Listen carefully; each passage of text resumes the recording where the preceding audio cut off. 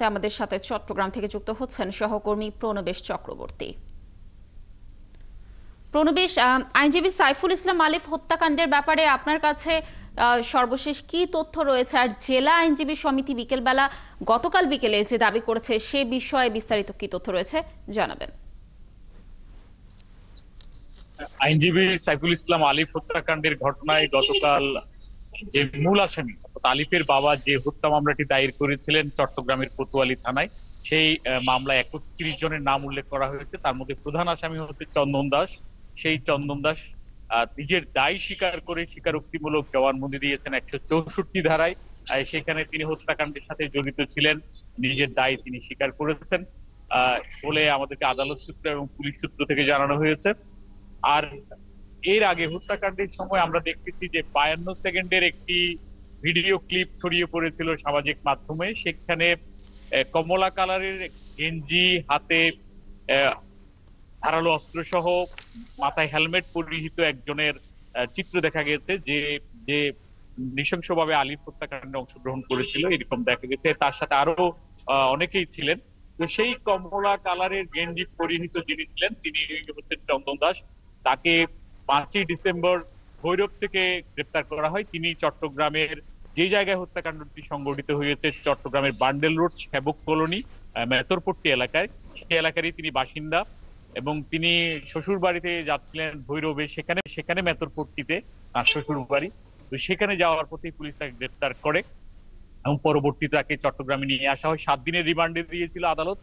পরবর্তীতে রিমান্ডের জিজ্ঞাসাবাদের কালে তিনি তার দায় স্বীকার করেন। পরবর্তীতে আদালতে নিয়ে আসা হয়, যেহেতু তিনি সম্মত হন এই স্বীকারোক্তিমূলক জবানবন্দি দেওয়ার।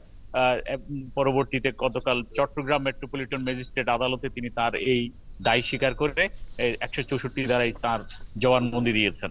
তো এর মধ্যে প্রায় ১১ জনকে এই হত্যা মামলায় গ্রেপ্তার করা হয়েছে। এর বাইরেও আরো বেশ কয়েকটি মামলা হয়েছে পুলিশ বাদী হয়ে, এবং কয়েকজন সংক্ষুব্ধ ব্যক্তি যারা হামলায় আহত হয়েছেন তারাও মামলা দায়ের করেছেন।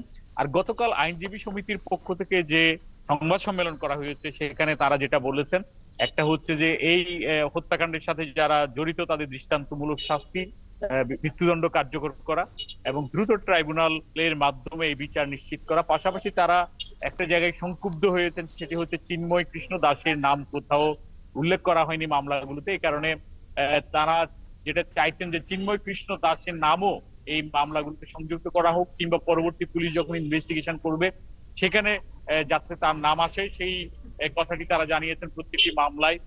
আর যেটি বলেছেন যে এই ঘটনাটিতে পুলিশের কিংবা আইন শৃঙ্খলা বাহিনীর একটি নিষ্ক্রিয়তা তারা দেখেছেন, যে কারণে ঘটনার দিন এই চিন্ময় কৃষ্ণ দাসের ভ্যান তারা ফেলে চলে গিয়েছিলেন বলে অভিযোগ আইনজীবীদের। একই সাথে চিন্ময় কৃষ্ণ দাসকে সেদিন হ্যান্ডমাইকে মানুষের প্রতি বা তার অনুসারীদের প্রতি বক্তব্য দিতে দেখা গেছে, এবং সেটি কিভাবে আসলো প্রিজন ভ্যানে, অর্থাৎ সেখানে আইন শৃঙ্খলা বাহিনীর নির্লিপ্ততা ছিল, তাদের সেই ধরনের কোনো ভূমিকা ছিল না। এই কারণে যারা এই নির্লিপ্ততার সাথে আইন শৃঙ্খলা বাহিনীর যারা যারা জড়িত তাদেরকে শনাক্ত করেও বিচারের কাঠগড়ায় দাঁড়ানোর জন্য বার অ্যাসোসিয়েশনের পক্ষ থেকে আহ্বান জানানো হয়েছে। প্রণবেশ, ধন্যবাদ আপনাকে আমাদের সাথে যুক্ত থাকার জন্য। আমরা পরবর্তীতে আবার আপনার সাথে যুক্ত হয়ে আইনজীবী আলিফ হত্যা মামলার সর্বশেষ তথ্য দর্শকদেরকে জানানোর চেষ্টা করব।